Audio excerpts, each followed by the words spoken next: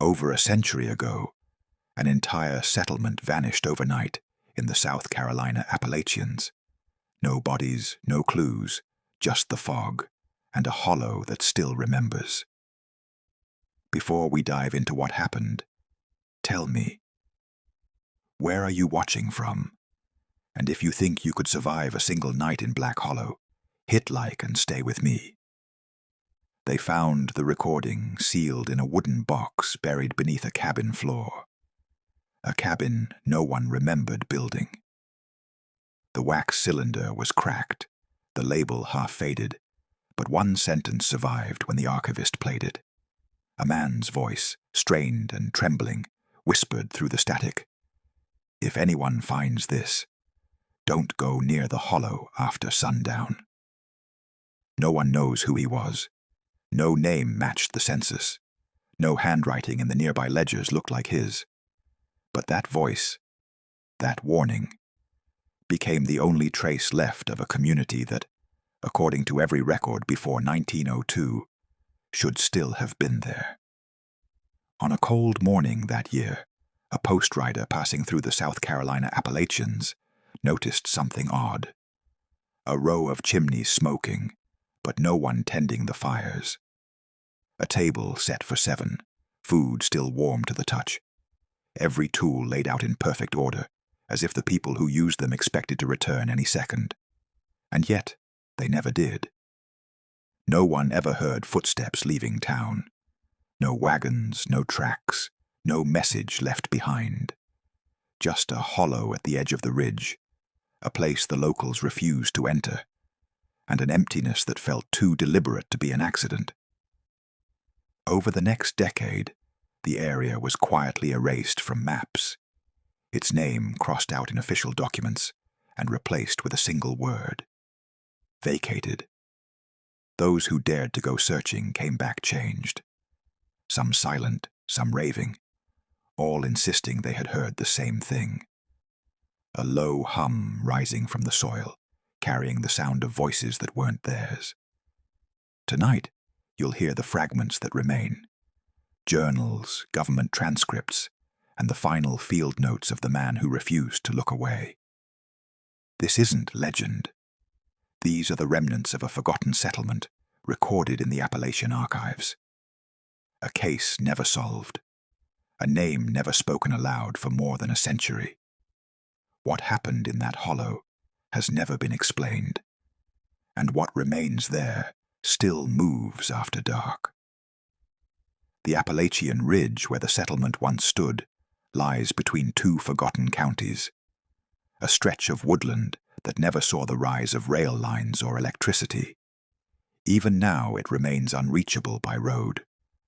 Those who've tried to map it describe the land as uneven, the paths shifting with the seasons, as though the forest itself resists being measured.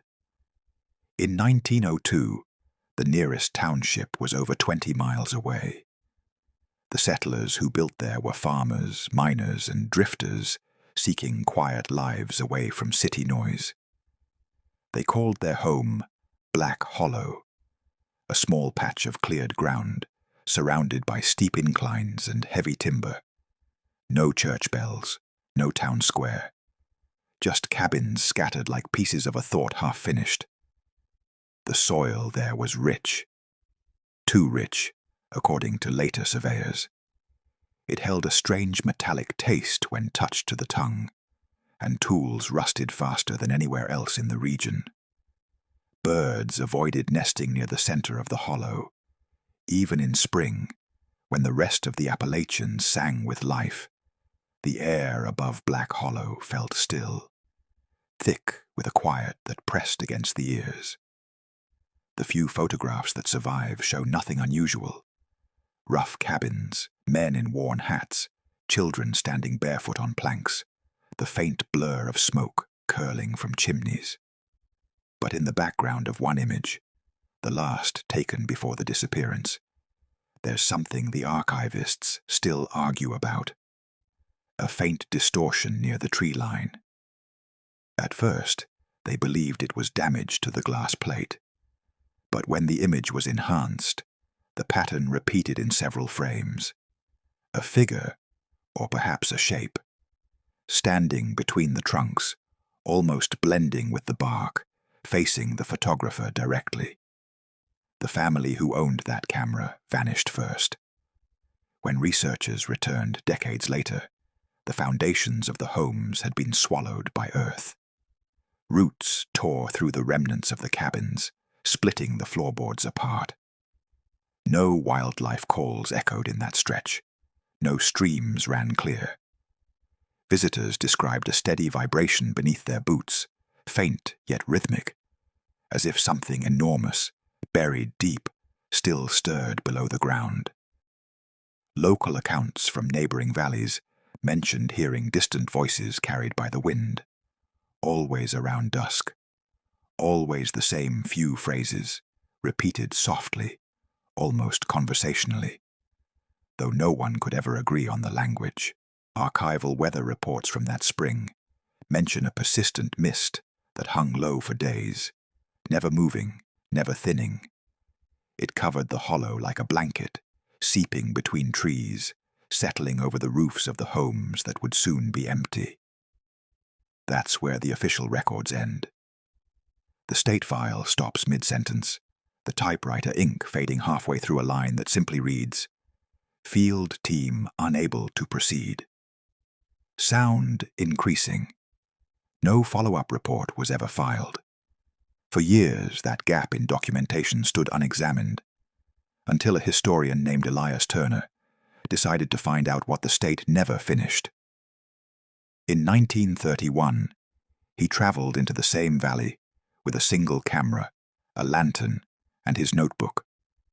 His notes, found much later, are what you'll hear next. Elias Turner arrived in Black Hollow on the 12th of October, 1931. He'd been tracing reports of the 1902 disappearance for years, collecting fragments from dusty courthouses and county libraries. Old letters, missing persons notices, property deeds that simply ended without explanation. His notes from that morning describe the air as still, heavy, with a faint ringing in the distance that didn't fade no matter how far I walked. He was a quiet man, a field researcher for the Historical Commission, and according to colleagues, he didn't believe in superstition. But the tone of his writing changed the moment he reached the hollow. The first page of his recovered journal reads, "There is something wrong with sound here. It doesn't carry like it should. When I speak, I can hear my own voice come back from every direction, as though the trees are trying to remember what I said." The settlement was exactly where the century-old map placed it, a gentle depression between two ridges, thick with birch and oak. Yet no sign of the original homes remained, only shallow impressions in the ground where the cabins had once stood. He set up his tent near the old well, its stones slick with moss, the rope long gone, but the bucket still at the bottom. That night, Elias recorded his first entry onto a wax cylinder. "The silence here is complete. Even the wind doesn't sound the same. It moves, but I can't hear it touch the leaves." He noted an odor faintly metallic, mixed with damp soil. His matches burned shorter than they should have, each flame struggling as though the air were thin. When he tried to sleep, he heard it. A distant tapping. Measured, steady, like someone working with a hammer far off among the trees. He wrote, "It comes from the same direction each time. I can count it. 4 taps, then pause. 4 taps again." By morning, the ground around his tent was marked with small depressions, circular, evenly spaced. He assumed animals, until he realized the prints went in a perfect circle around where he slept. Elias continued his search by daylight. He discovered remnants of a fence line buried in leaves, and what looked like a child's slate board, half broken, a fragment of chalk still resting on it. Scrawled in faint white marks were letters he didn't recognize, curved, looping, repeating themselves in mirrored form. He described feeling uneasy, though he couldn't explain why. Later that afternoon, he located what appeared to be the last standing structure of the original settlement. The same cabin where the warning cylinder was found decades later.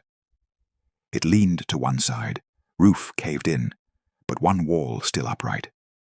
On it, he found handprints pressed into the wood, hundreds of them, different sizes, overlapping, the wood discolored darker where the palms had touched. He traced one with his finger. The surface was smooth, almost polished from age. When he played back his cylinder recordings that evening, he heard something under his voice. Faint at first, like the sound of someone breathing in sync with his narration. But as the minutes passed, it grew clearer. A second voice repeating his words one beat late, mimicking tone and rhythm exactly. He stopped recording. The echo stopped too. He wrote, "It's as if the hollow itself has learned to speak." He attempted to rationalize it. Echo distortion, mechanical error, perhaps his own imagination amplified by isolation. But he noticed the same pattern later when reading aloud his notes. Every sentence hung in the air longer than it should have, as though reluctant to leave. Over the next 2 days, Elias kept meticulous logs of his observations. He mentioned seeing flickers of movement at the edge of vision, figures between trees that vanished when approached. His entry for October 14th reads, "I caught sight of a woman in grey near the well. She didn't move as I approached. When I blinked, she was gone. No footprints in the mud. But the air was colder where she had stood each night. The tapping resumed. Always in sets of 4. Always from the same distance." He tried counting the seconds between each series and noticed something unnerving. The intervals matched the beat of his own pulse. When he held his breath, the tapping stopped. When his heart began again, so did the sound. On the 4th night, he lit a lantern and sat awake, determined to find the source. He wrote, "I followed it with the light. Each time I turned, it seemed further away. When I stood still, it sounded closer. When I closed my eyes, it was inside the tent." By dawn, he hadn't slept. He found fresh indentations in the soil again. But this time, they led away from his camp, vanishing into the fog that pooled in the hollow's basin. That morning, his entries grew more fragmented. He began writing in shorter sentences. Repeated phrases appeared. The echo listens. The echo waits locals from the nearest township claimed to see light flickering on the ridge that same night. A lantern weaving slowly through the trees, then stopping halfway down the slope before disappearing. No one dared go after him. When search teams arrived days later, they found his tent still pitched, his belongings untouched. The phonograph cylinder sat in the center, the stylus raised. On the wax was his last recording, the final words audible through the hiss of static. "If anyone finds this, don't go near the hollow after sundown." The same sentence that would later echo from the original 1902 recording. The same warning spoken decades apart by 2 different voices. Yet when the cylinders were played side by side, analysts discovered something impossible. The waveforms were identical. Every quiver, every breath, perfectly matched. As if the voice had never belonged to either man. As if the hollow had been speaking through both. By the 7th night, Elias Turner had begun to lose track of time. His journal entries are sparse, the handwriting jagged, as though the hollow itself had a hand in the motion.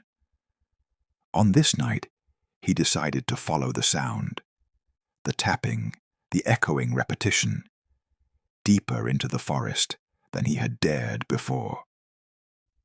The fog was heavier than ever, curling around his boots, rising to cover the knees, then the chest, until he felt swallowed whole.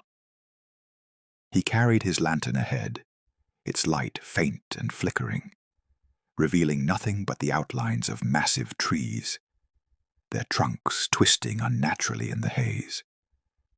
The tapping led him to a clearing he hadn't noticed on the maps. There, in the center, stood a structure. A small, roofless building, the walls broken, vines creeping over the beams. It resembled a chapel, though no records mention a church in Black Hollow.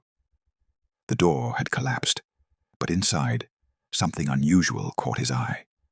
A single candle burning, unmoving, yet perfectly lit as if untouched by wind or rain. Elias approached slowly. He saw movement from the corner of his eye, a shadow shifting between the remaining posts. He stopped, holding his breath, and the shadow froze.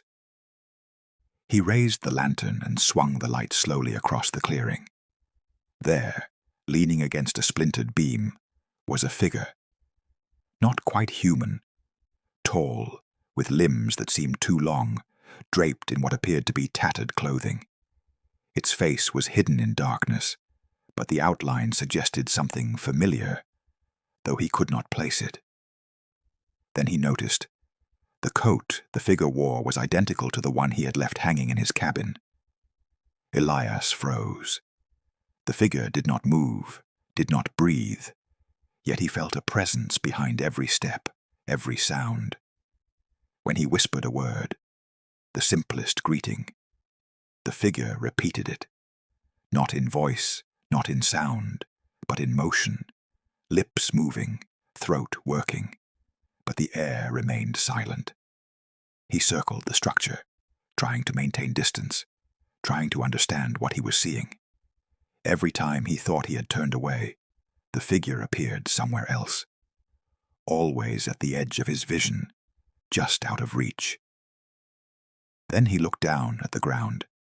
Imprints, hundreds of them, forming a perfect circle around the figure and extending into the surrounding trees. They were human in shape, but uneven, stretched, impossible to measure. And in their center, he noticed something that made him write only one word in his journal. Home. The tapping began again.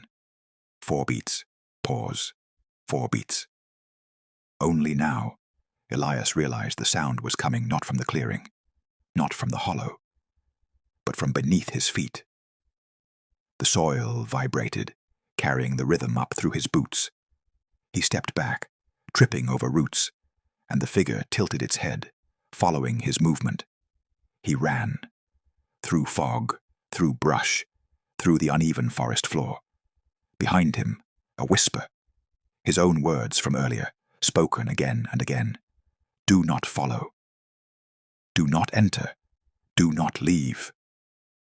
He reached the edge of the hollow, gasping, heart hammering. Looking back, the clearing was empty.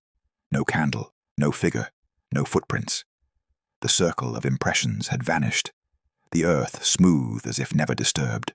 But in the distance, just beyond the ridge, he could see the faint flicker of light moving slowly, deliberately. And the tapping, no longer beneath his feet, had resumed, matching the rhythm of his own pulse. He did not sleep that night, he wrote. It watches. It waits. It knows me. I cannot leave it, and yet it does not move from where it stands. The cylinder he recorded that night contains the last clear words he ever spoke aloud in Black Hollow. If anyone finds this, understand that the hollow is alive. It keeps its own time, and it remembers, and it may speak your words back to you. No one ever followed the light. No one ever saw Elias leave. And the recordings, when played decades later, revealed something no historian could explain. The faint, perfect echo of another voice, one that belonged neither to Elias nor anyone in the original 1902 settlement. A voice that seemed to rise from the hollow itself. Elias Turner returned to the hollow at first light, the fog curling over the ground in thick white tendrils, clinging to his boots, his coat, and even his breath. He carried with him a bundle of papers, ledgers from the town clerk of Black Hollow, carefully preserved for decades in the county archives. As he opened the first volume, the pages seemed fragile, almost as if they might crumble at a touch. The entries began ordinarily enough. Families recorded arriving, births, purchases of land and livestock. But as he progressed, a pattern emerged, subtle yet unmistakable. One page ended mid-entry. Thomas and Mary Whitaker moved to... Nothing followed. Another. Samuel Griggs, absence noted. Still no. The line vanished beneath a streak of faded ink. Elias traced each line with his finger. Something about the sudden interruptions felt deliberate, though impossible to explain. He walked the hollow while reading, comparing the ledger to the landscape. Every cleared patch of earth, every depression in the soil, corresponded to a family or dwelling. Yet none of the structures remained. Only shallow impressions, half swallowed by moss and roots. And the fog clung heavier in these areas, as if aware of his presence, holding the chill a moment longer. He made notes on the ledger's irregularities. All the disappearances occurred during the same lunar phase. He could see it in the records. Families vanishing when the moon was new, fog lingering for days afterward. Even the weather reports, scribbled in the margins by an unknown hand, seemed to confirm it. One March entry. Fog persists. Sound travels oddly. Several residents report voices that do not belong. As Elias stepped into the hollow's center, the soil beneath his boots vibrated faintly. A sound rose from the earth itself, low, rhythmic, almost musical, but unnerving in its precision. He recorded it, writing in his journal, "I cannot tell if it is beneath me or in the air. It repeats in sets of 4, exactly the rhythm of my heartbeat." Small discoveries began to accumulate. A child's shoe, almost perfectly preserved in the mud, with no footprints leading away. A broken chair, lying on its side as though abandoned mid-task. A partially filled bucket of water, left by the well decades before, still carrying the faint taste of iron. Elias set up his tent near the original Whitaker homestead, one of the few places that left even a trace. As night fell, he could hear the hollow settle around him. The trees whispered with the wind, but it wasn't ordinary wind. It carried echoes of footsteps, dragging slowly across the soil. Sometimes it mimicked words from his own journal, murmuring fragments of sentences he had just written. He described the effect in his notes. "Every sound here has a twin. Every step I take seems recorded and repeated by the hollow itself. It knows before I do what I will say." The tapping began that first evening, soft, deliberate, originating somewhere in the fog beyond the well. 4 taps, pause, 4 taps again. He counted them. Each series matched the rhythm of his pulse. He stepped outside the tent, lantern raised. The light caught nothing, but the tapping moved with him, as if anticipating his motion. Over the following days, Elias documented every anomaly with meticulous care. He discovered a small fence line, half buried, following a circular pattern he could not explain. Alongside it, impressions of feet, human in shape but unnaturally long, stretching toward the center of the hollow. Every night, he recorded the tapping, the echoes, the strange metallic odor rising from the soil. Even when the fog dissipated, the hollow itself seemed to pulse with an unseen rhythm. He began to notice shadows moving at the edge of vision, figures too quick to be human, vanishing when he turned to face them. Branches swayed against the wind. Leaves rustled without reason. And always, the same voice, faint, distant, repeating his own words, delayed by only a heartbeat, would drift through the trees. On the fourth evening, he found the first solid trace of something beyond the ordinary.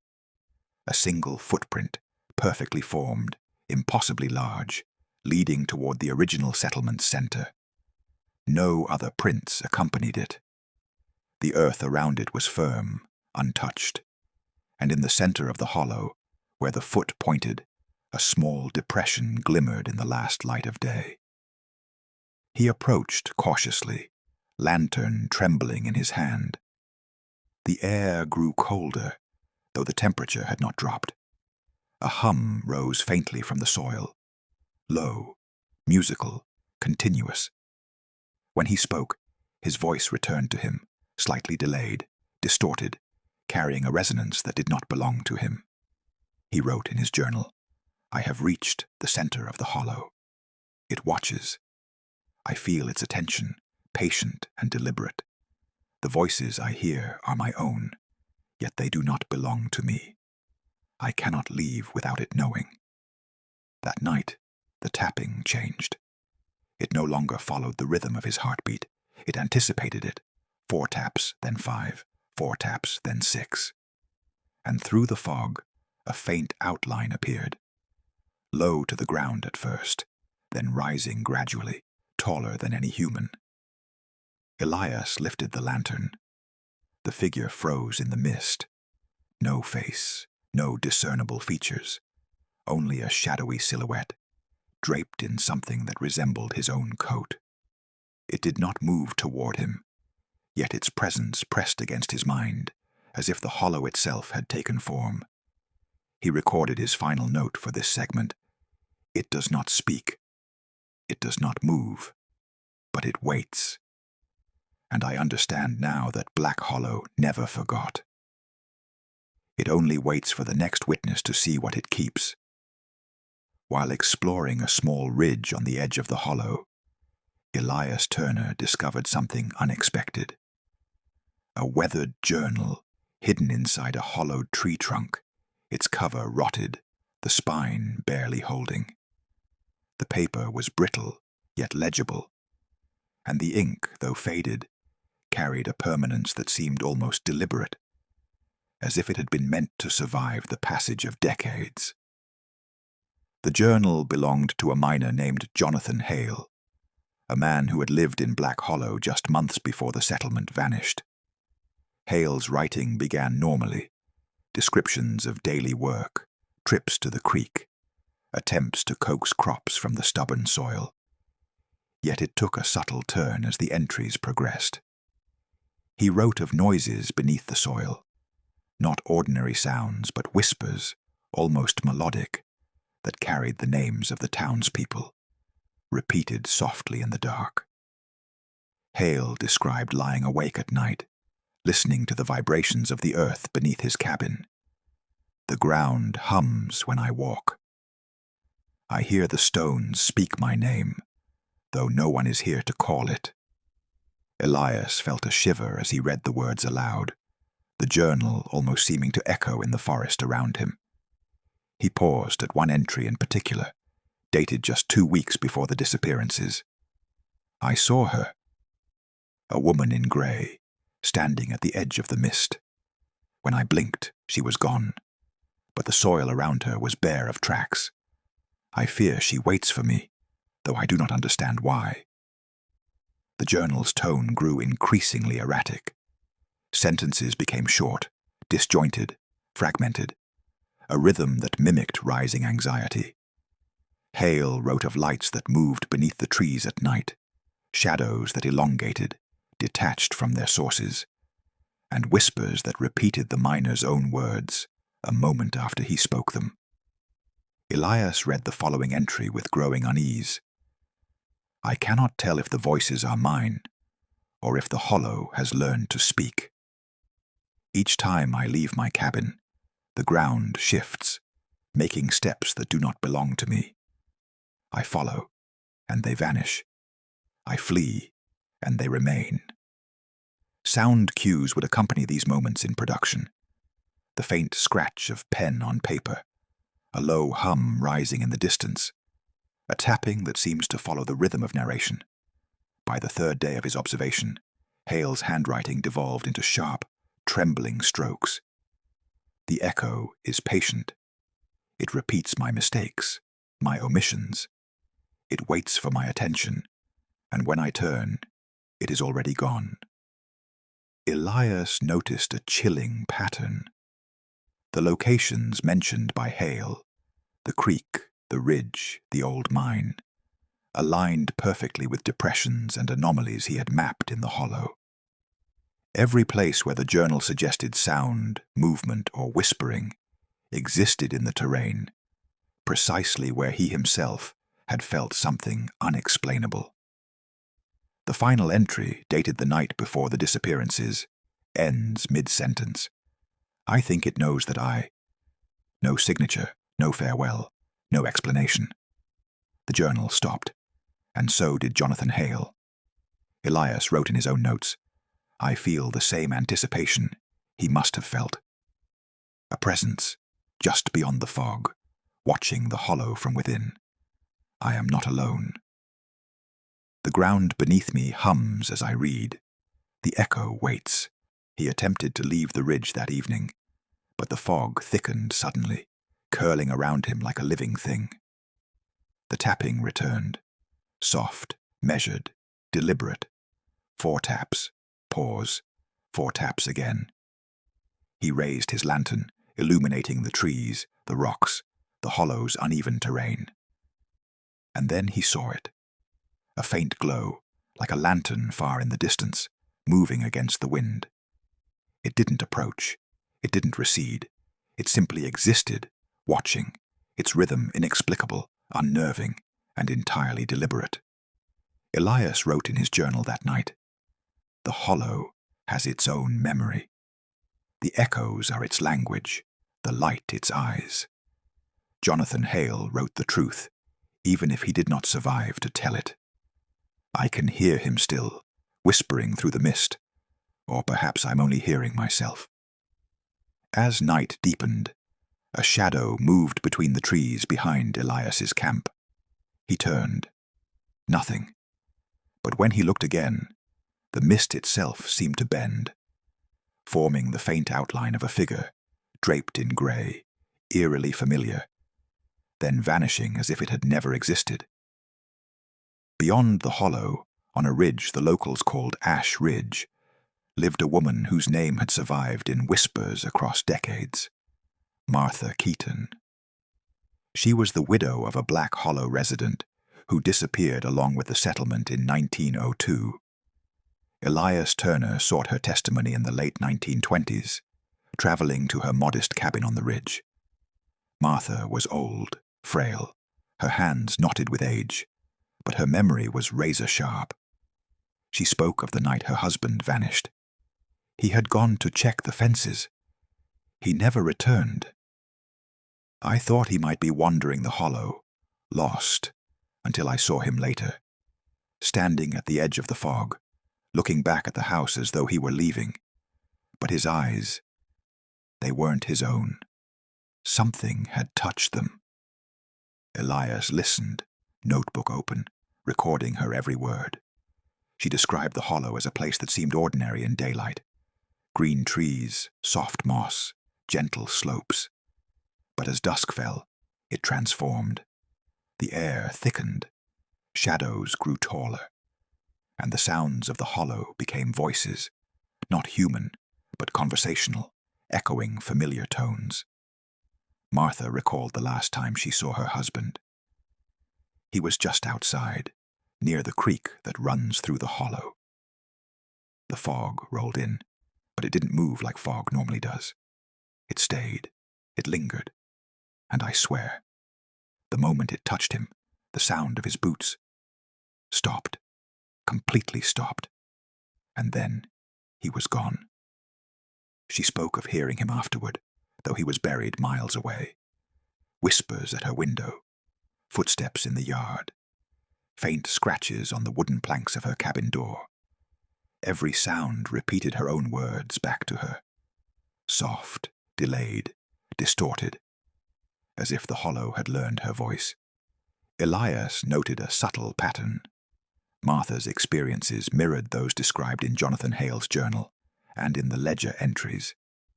Disappearances always coincided with fog or mist that lingered unnaturally. Voices echoed the speech of the living. Shadows and faint lights moved independently, watching, waiting. She described one night vividly. I saw a light, swaying slowly between the trees. It wasn't like a lantern carried by anyone I knew. It moved against the wind, slow, deliberate. Then I heard him calling my name, my own name, as though the hollow was speaking through him. I never went back there. Elias returned later to the hollow with this account in mind. The descriptions lined up perfectly with anomalies he had recorded.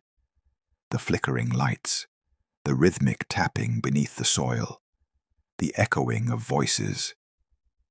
It seemed as though the hollow did not simply contain the disappearances. It continued to observe, to repeat, to remember. Martha's story added an emotional layer that the journals and ledgers could not.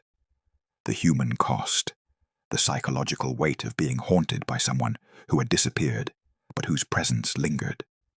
Elias wrote, I felt it myself. The hollow is patient, yet cruel.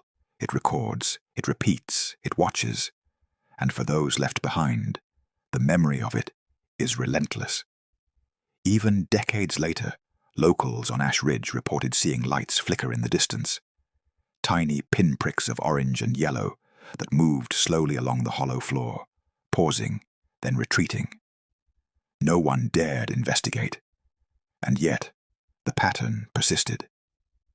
As night deepened, Elias returned to his camp near the hollow's edge. He lit a small lantern, writing in his journal by its trembling flame. The wind was silent, the forest still.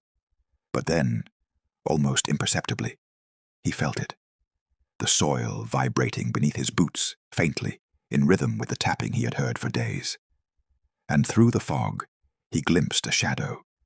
A woman in grey, standing still, facing the ridge where the widow's cabin lay. He blinked.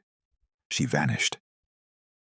The mist settled, the hollow returning to its deceptive calm. Elias recorded his final thought for this segment. The hollow is not empty. It never was, and it has learned to speak not only through those it holds, but through those left behind. Martha's voice, her husband's shadow. It all lingers. It waits. That night, Elias heard the tapping again. Different this time. It wasn't beneath his boots. It came from the center of the hollow, and in the mist, a faint glow appeared, moving slowly toward him, deliberate, patient, and impossibly alive. Elias Turner had returned to the hollow several weeks later, with a sense of purpose that bordered on obsession. He carried with him a small phonograph, several wax cylinders, and the fragile journals he had collected from Ash Ridge and the hollow itself. His goal was simple: to hear what no one had heard in decades. The first cylinder he examined was unmarked, its surface scratched and dusty. When he placed it on the phonograph, the hum of the motor seemed to merge with the fog around him. He turned the crank slowly. The wax groaned under the needle, then a voice emerged, soft, distorted, almost melodic. It was not a voice he recognized, not Jonathan Hale, not Elias himself. It was something else, something inhuman in its perfection. A harmony of multiple tones layered together, weaving a rhythm that mimicked speech, yet was indecipherable. He listened, notebook in hand, transcribing sounds that were impossible to translate. The vibrations seemed to carry through the soil, the trees, even the fog. He wrote, "The sound rises from the earth. It is layered, it repeats itself, it responds. I do not understand, and yet it feels aware. Each cylinder held similar recordings: humming, whispers, fragments of songs, and sometimes words. Words that repeated his own voice a moment after he spoke them aloud. The hollow was speaking back through history itself. Elias tested it further, playing one cylinder while speaking. Almost instantly, the wax repeated his sentences, delayed by only a fraction of a second, but exact in rhythm, pitch, and tone. The experience unnerved him. He could not explain it scientifically. There was no device to produce this effect. Yet here in the hollow, it happened repeatedly. Elias recorded his observations meticulously. The hollow has preserved these voices. It imitates them, repeats them, folds them into the fog and the soil. It responds, yet it does not exist in a form we can understand. On the third night of experiments, Elias decided to take the phonograph into the clearing, where the original settlement once stood. The fog had rolled in thick, obscuring the ground. Lantern in one hand, phonograph in the other, he set the device down near the center. He cranked it slowly, and the wax began its eerie song. At first, nothing moved. Then, almost imperceptibly, shadows began to flicker at the edges of the clearing. They did not step forward. They did not speak. But their movements synchronized with the wax cylinder, as if the hollow itself danced to the music of its own memory. Elias documented every detail. The shadows elongated and twisted, forming shapes that sometimes resembled people he had never seen. The tapping, faint yet precise, resumed from beneath the soil, perfectly aligned with the rhythm of the wax. Occasionally the cylinder would emit a whisper, his own voice, repeating a phrase he had only thought in his mind, not spoken aloud. The experience reached a crescendo when the cylinder began to distort. The hum shifted into what sounded like footsteps. 4 taps, pause, 4 taps again. But these steps were not his own. They moved toward him through the mist, precise, deliberate, patient. He lifted his lantern, scanning the clearing. Nothing appeared, and yet the shadow of a figure flickered in the fog, rising taller than any man. It moved in time with the music, swaying subtly, waiting. Elias paused, writing furiously in his journal. The hollow keeps its own time. It repeats voices, movements, and moments. I hear myself speaking, and yet it is not me. I do not move, and yet the echoes follow my intentions. It is patient, it watches, it waits. By the time he stopped the phonograph, the fog had thickened. The clearing was empty. No shadow remained. No sound persisted, except the residual hum in his ears, repeating his own heartbeat. And yet, when he played back the recordings later, analysts discovered something impossible. The voices on the cylinders contained his own recordings decades before he had even made them. Every intonation, every hesitation, every breath. A perfect match. The hollow, it seemed, did not merely observe. It recorded. It preserved. It reflected the living through time itself. That night, as Elias prepared to leave the clearing, the fog parted just enough to reveal footprints, dozens of them, surrounding the phonograph. They led in every direction, then vanished without a trace. And somewhere deep in the hollow, a soft hum began again, echoing in perfect synchronization with his own pulse. Elias Turner returned to the hollow as night fell, the mist curling low over the moss and roots, obscuring every familiar path. The events of the previous weeks weighed heavily on him.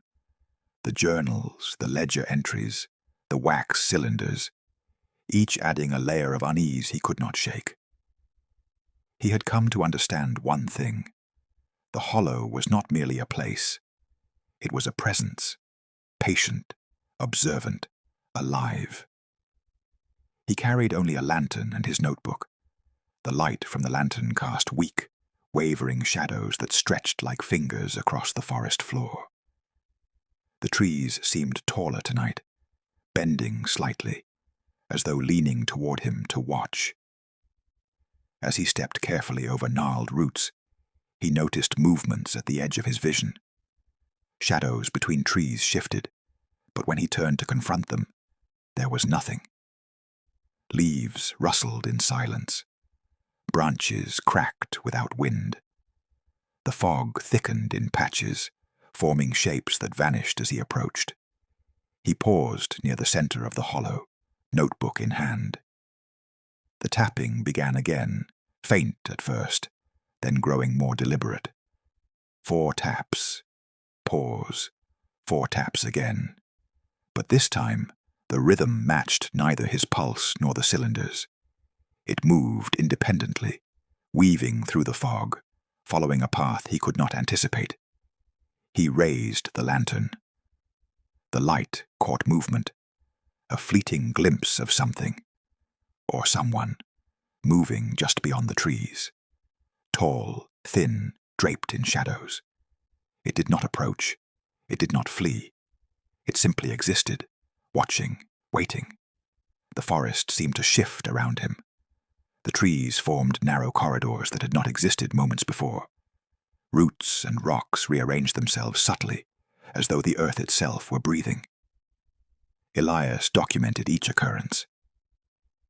I cannot tell if the hollow moves, or if my mind bends to it. Every path I take changes underfoot. Every shadow is familiar and yet unknown. The fog carries shapes that mimic life, then disappears. He stepped carefully, recording impressions in his journal. Footprints appeared in the mud, forming a perfect circle around him. They were human in shape, but impossibly long, stretching unnaturally, each toe and heel in exact proportion. They led toward the center of the hollow, then vanished entirely. A faint glow emerged between the trees, slow, deliberate. Not a lantern, not fire, not natural. It moved against the wind, against the natural flow of the fog. Elias followed it cautiously, holding his lantern higher. The glow paused at a clearing, illuminating what remained of the original cabin ruins. And there he saw them. Shadows that were not entirely shadows, shapes that bent and swayed in ways that no living thing should. Branches moved as if alive, curling toward the light. Leaves fell slowly, unnaturally, hovering in midair before touching the ground. And the tapping, always 4 beats, pause, 4 beats, grew louder, coming from the trees themselves, the soil beneath, and somewhere beyond the fog. He stopped, notebook trembling in his hands, and whispered aloud, "Who's there?" The forest answered him, not with words, but with echo. His own voice returned to him, delayed, distorted, layered with harmonics he could not identify. It repeated every phrase, every hesitation, every breath. Then a movement at the edge of the clearing caught his eye, a reflection in a shallow puddle, the faint outline of a figure. He turned toward the puddle. Nothing. The mist shifted. The outline reformed, taller, stretching upward, as if the reflection had a life of its own. Elias wrote, "It watches. It mimics. It moves in ways the mind cannot predict. Every step I take, every word I speak, it mirrors, and I cannot see its beginning or end."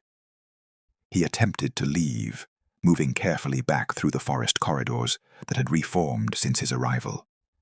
The tapping followed, persistent, deliberate. The glow lingered behind him, never closing the distance, never fading entirely. And he realized, the hollow does not simply exist. It shapes the forest itself, bending reality subtly, patiently, around its center. By the time he returned to the edge of the hollow, sweat and fog clinging to his skin, he wrote in his journal, "I cannot measure distance here. I cannot mark direction. The hollow moves with me, ahead and behind, yet remains always just beyond my vision. It waits. Always, it waits. That night, Elias noticed the tapping had stopped. But when he turned toward the center of the hollow, the mist shifted and a figure emerged, indistinct yet familiar. It paused at the clearing, watching him, patient, deliberate, and then vanished into the fog, leaving only the echo of footsteps that matched neither man nor animal.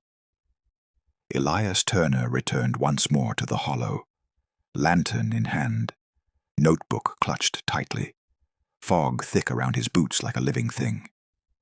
Weeks of observations had taught him one undeniable truth. The hollow did not simply exist.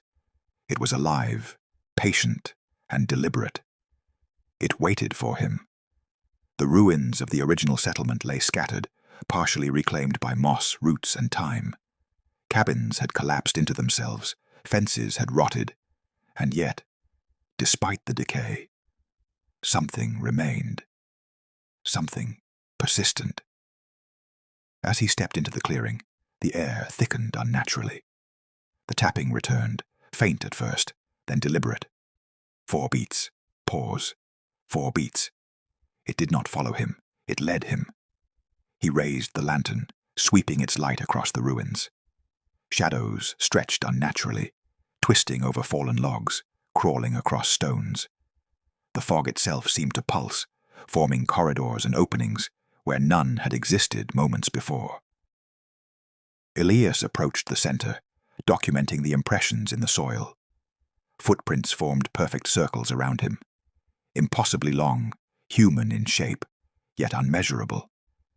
The air vibrated with sound, faint whispers, low humming, echoes of his own voice from hours ago. The hollow was repeating him.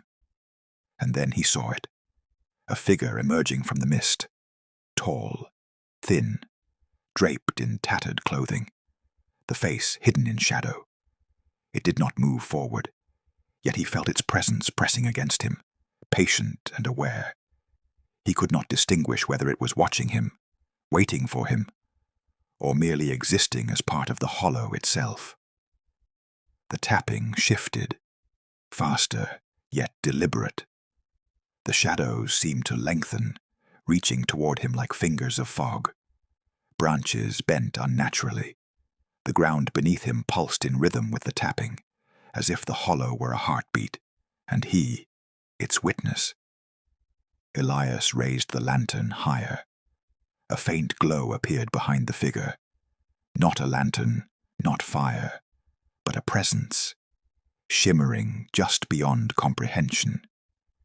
It pulsed in time with the echoes of the wax cylinders, the whispers in the journals, and the footsteps that had followed him all these nights. He wrote furiously in his notebook, "The hollow has a memory.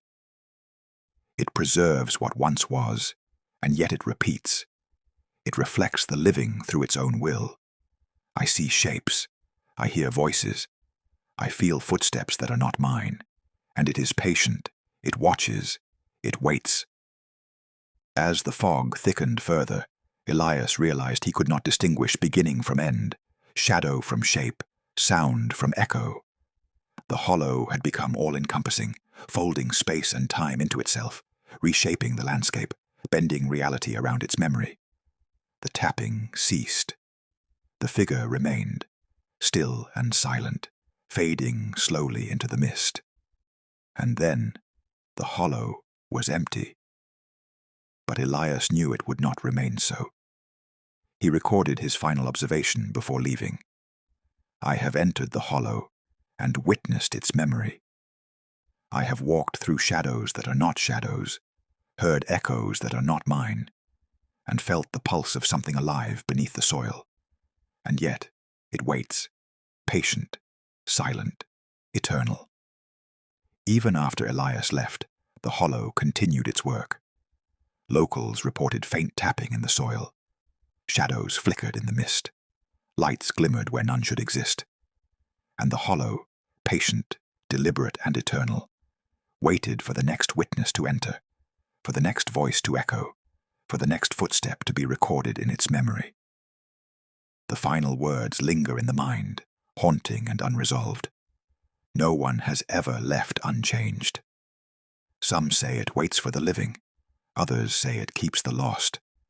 I only know that Black Hollow remembers everything, and it never forgets. Elias Turner left the hollow that night, lantern extinguished, boots covered in the cold, damp soil, and a journal filled with observations that could not fully explain what he had witnessed. He returned to Ash Ridge, to the quiet of his own cabin, but the hollow followed him in subtle ways. Even in his home, he could hear faint tapping beneath the floorboards. Not always in rhythm with his heartbeat, but deliberate enough to remind him of the hollow. Shadows shifted in the corner of his vision, bending unnaturally. The fog, distant, imagined, yet impossible to ignore, seemed to linger at the edges of his world. He wrote in his journal, "I can leave the hollow, but the hollow does not leave me. It preserves, repeats, and waits. It records everything and forgets nothing. And I understand now that some places do not simply vanish. They endure, silently, eternally." For decades, locals continued to speak of lights moving through the Black Hollow, faint glimmers that shifted against the wind. Footsteps echoed in empty cabins. Whispers repeated phrases people had spoken long ago. And the hollow, patient, observant, eternal, waited for the next witness. The tapping never stops. The shadows never fully disappear. The glow never ceases. And in the stillness of the night, a question remains. A question Elias Turner never found an answer to. If you were to enter Black Hollow after dark, would you hear your own footsteps repeated? Would your voice echo back, delayed, altered, or perhaps familiar? The hollow waits, and it remembers.